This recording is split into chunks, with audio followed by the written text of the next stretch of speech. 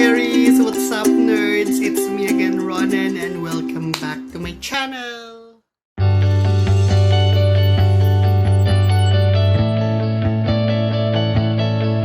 Hey guys! Kamusta na kayo guys? How are you? I hope na okay lang kayo. I hope na peaceful and wala namang problema and sana vaccinated na rin kayo, no?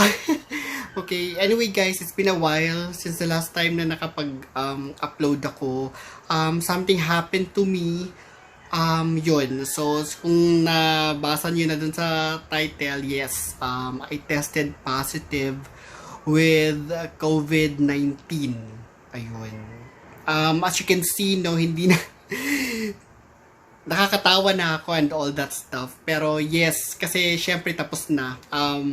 Patapos na yung... Well, anyway, just to tell you the story, I tested positive Tuesday, September 15.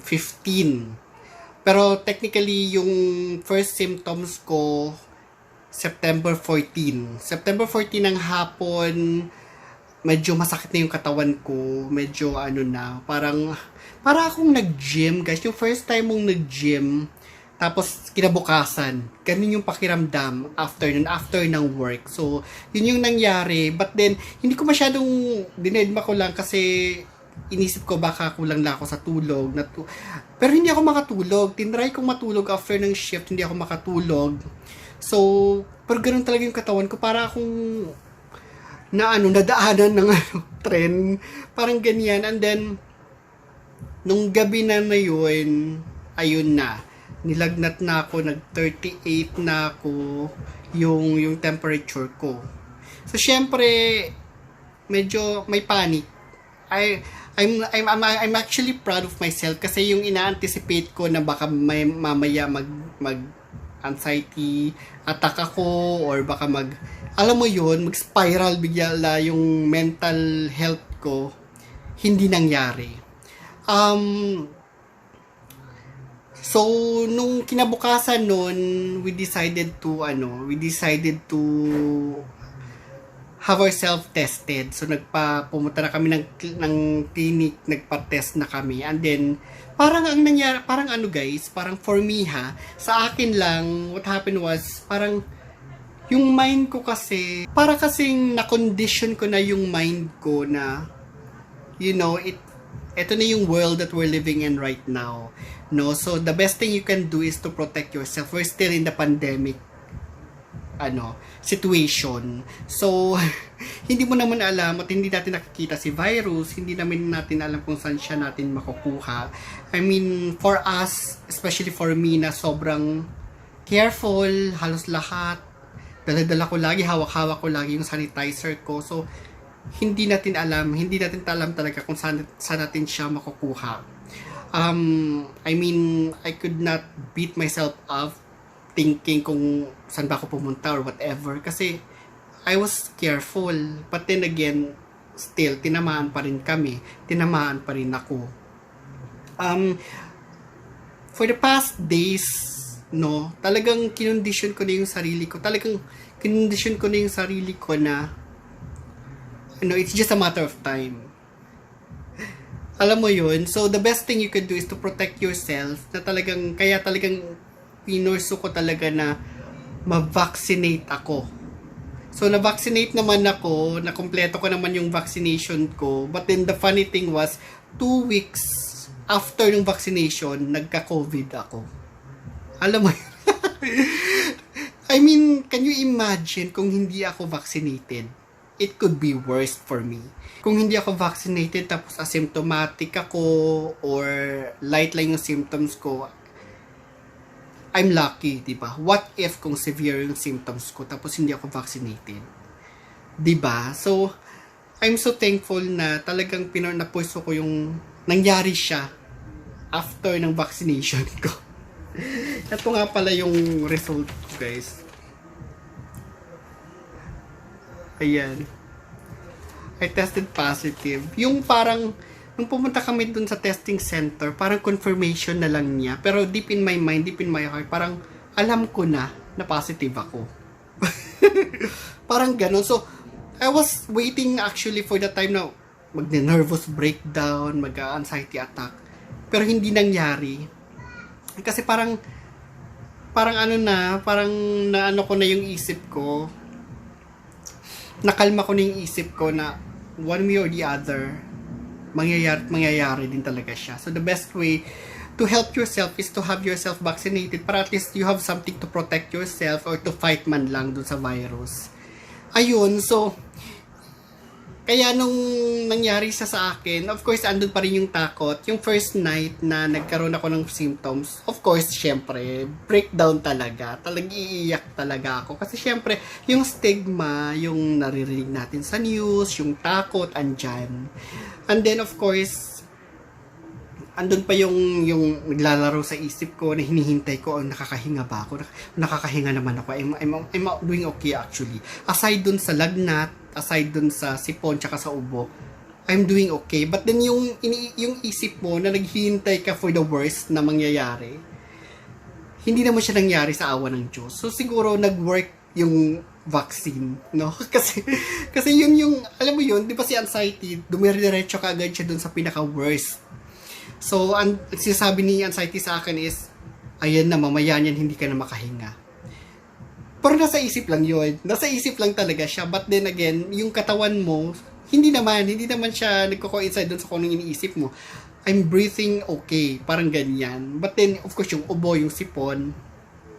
First 2 days, hindi ako nawalan ng pang-amoy tsaka taste. So, parang, wow, hindi ako nawalan ng pang-amoy tsaka taste. So, okay na to. Okay lang. Dito lang, quarantine lang kami. The good thing was, meron kaming second floor. Dito sa second floor, dito kami nag-quarantine. Para at least hindi namin mako-contaminate yung sa baba. Nandun kasi yung nagluluto. Andun yung dalawa pa sa nakasama namin sa bahay na hindi naman sila nagkaroon ng symptoms. So, dalawa lang din kami nagkaroon ng symptoms. So, nandito lang kami sa taas. The good thing is, meron kaming proper, talagang quarantine na may, naman kami dito sa taas. May banyo, so walang problema. So nag-set up lang kami dun sa parang platform dun sa baba na doon ilalagay yung mga pagkain, tapos kukunin namin dun sa taas. Pagkatapos namin kainin, lalagay namin dun sa baba, dun sa platform na yun para kunin nila, ganyan. But totally wala talagang contact, ganyan. Oh my gosh, guys, hindi ko lubos maiisip no na natapos na. I'm actually yung tinawagan namin yung LGU, ang sabi ng LGU, yung yung counting ng quarantine is after the day nung positive result. So yung positive result, yung symptoms ko started on the 14th night. And then nakuha ko yun namin, nagpa-test kami on the 15th, nakuha kagad namin ng result. So ang sabi ni LGU dito sa Makati, a day after, so parang 16, so 16, and then na ngayon, di pa 28, so malapit na 30th matatapos yung quarantine ko, and then by that time pwede na kaming mag-request ng quarantine certificate na natapos namin yung quarantine. According dun sa doctor, hindi na naman kailangan ng mag-swab ulit kasi ako, as long as natapos mo yung quarantine period, yung 10 days na nakapag-quarantine ka, after ng 10 days, hindi na si COVID, hindi na siya viral. Hindi na siya nakakahawa, and then wala na siya sa system mo. So, I think nakalampas na 10 days, kasi 2 araw na lang naman, tapos na yung quarantine namin. So, I'm feeling okay na today. Ang problema ko na lang now is hindi pa bumabalik yung smell ko, yung pang-amoy ko, at hindi pa bumabalik yung taste. So, pag sinabing, kasi normally pag di ba, pag sinabing wala kang pang-amoy dahil barado yung ilong mo, kakaiba siya. Na-amaze nga ako sa kanya kasi pag sinabing wala kang pang-amoy, wala ka talagang pang-amoy. As in, kahit isaksak mo man yung inhaler sa ilong mo, wala ka talagang maamoy. Ngayon, meron na akong naamoy kahit konti. Meron na kahit konti. Pero yung taste naman, wala ka talagang malalasahan except for may, let's say, for example lang sa adobo. Sa adobo, may konti siyang asim. Pero alam mo yung taste ng adobo. Ang malalasahan mo lang doon is yung asim. pero hindi mo malalasahan yung adobo.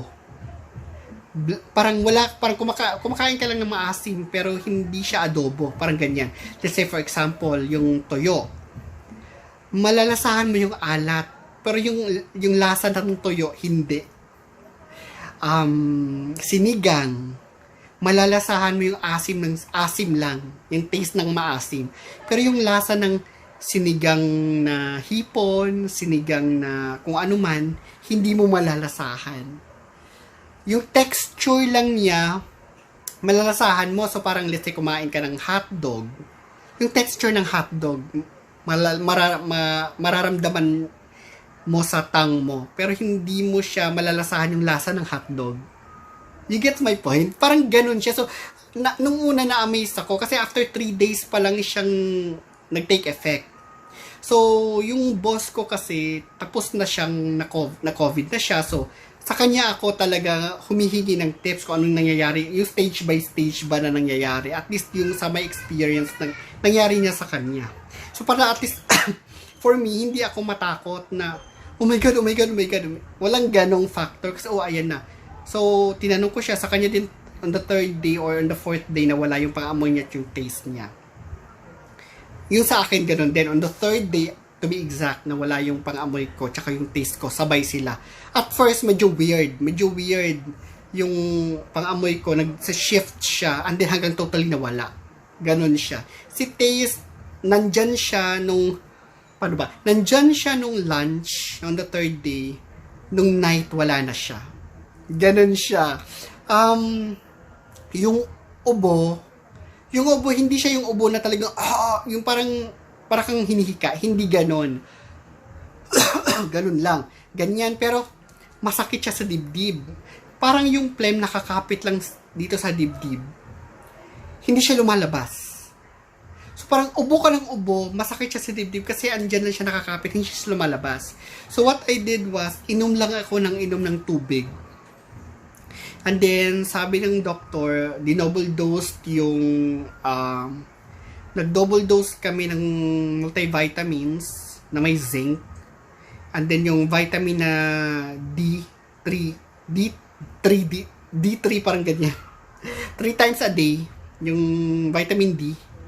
And then, yung vitamin B is once a day lang. Though, nagva-vitamin B naman talaga ako dahil dun sa anxiety, tension, headache ko, diba? So, continue ko lang yon. And then ang double dose lang yung multivitamin. So I was taking Sicon. So 2 beses ko siya tinitake, in the morning tsaka at night. And then yung vitamin D 3 times a day ko siyang tinitake. And then more water. Sa iba, yung friend ko kasi sumunod sa akin. Magkaiba kami hindi kami nakikita. So, sumunod din na sila. Yung sa kanila meron siyang sore throat. Ako wala akong sore throat. Pero, we have yung parang betadine na spray. Malaking tulong siya. Kasi parang, nakakatulong siya sa ubo o sa sore throat din. Ayun. And then, every night, naglalaga kami ng luya tsaka lemon. So, yun yung tinitake namin every night din. And then, of course, tuob. So, tuob, no? Every night. Yung sabi nila, dapat twice a day lang. Pero, ang ginagawa lang namin every night. Every night lang kami nagtutuob. Yun. Sa tuob, ang nilalagay namin is asin. And then, yung iba asin, tsaka daw vinegar. For us, kasi meron kaming peppermint na oil, essential oil. So, asin din yung isang patak ng peppermint na essential oil. Ang sabi naman ni doctor, hindi mo daw siya hindi naman siya necessary kung hindi ka naman nagka-clog yung nose mo ng So, hindi naman ako nagka-clog. Meron akong sipon, pero hindi siya yung nangungungo ako, pero hindi nagka-clog yung nose ko. But still, kaya once a day lang namin ginagawa yung tuob. Para lang yung airway, kumbaga, ng nose ma-clear. Ayun. Oh my gosh. Ayun lang naman siya, guys. So, yun yung update na nangyari sa akin.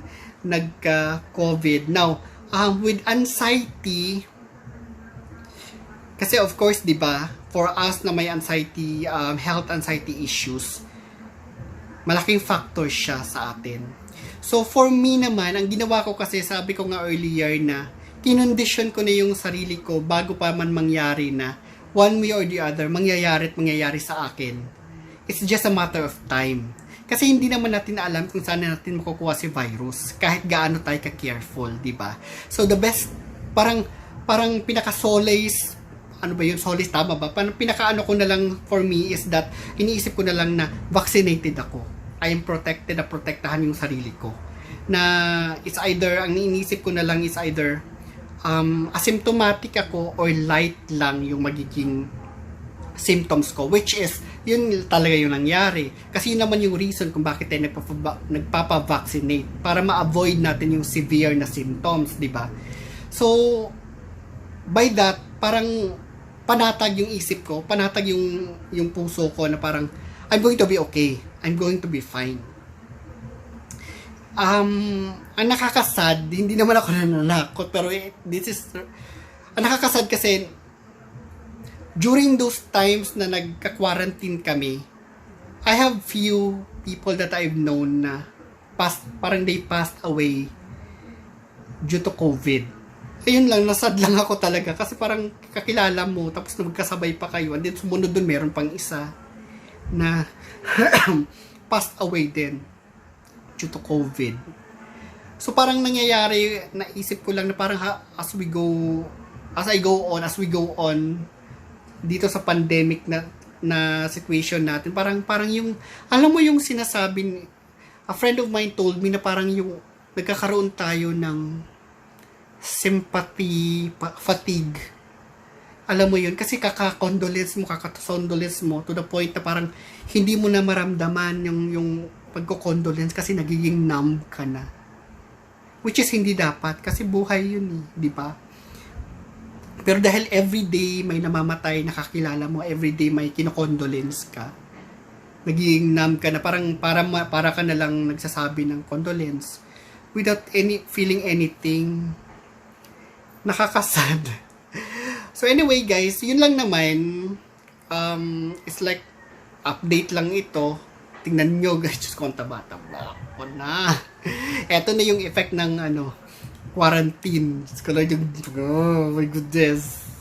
Yun. So, ako naman is pro-vaccination. So, I would like to encourage you.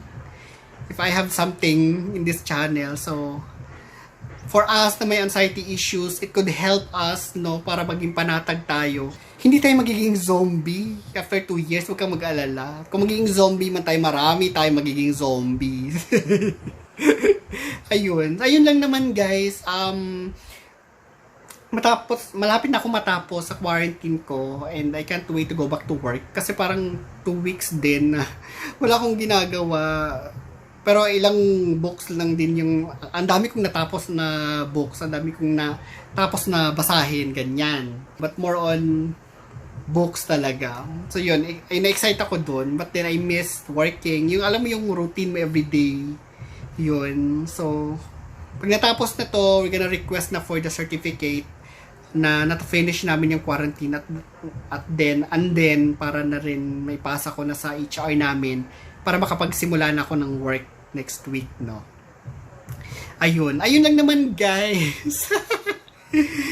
Hey, so let's focus on the positive side. Iniisip ko na lang na ayun, nakapagpahinga ako. Iniisip ko na lang na I survived it. I know how it's like na magka-COVID.